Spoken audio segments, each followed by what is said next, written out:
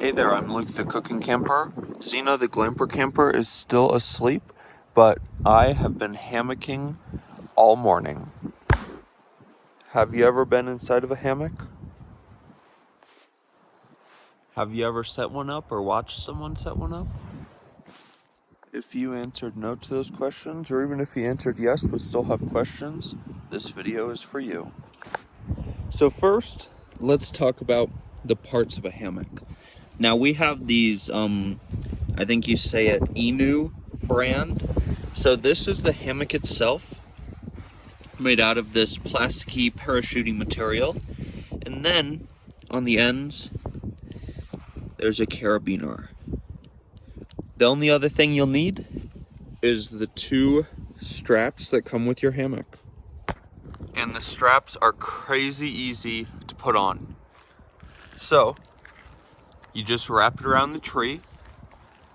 Then the side with all of these loops in it is the one that you need to come out from the tree.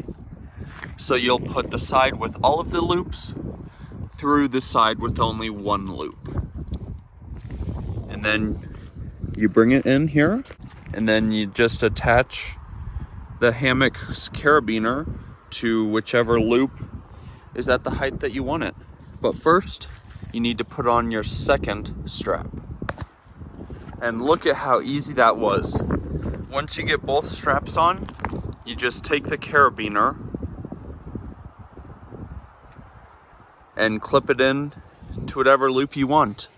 Now, it's actually kind of funny. While filming this video, I basically learned that hammocking is really at your own risk. This brand does not recommend hammocking in this way. I'll show you right here. Just to be totally transparent, this brand of hammock says that you cannot hang your hammock more than 18 inches off the ground. So that's only 1.5 feet off the ground. So you could hang it like this high if you went by their recommendations.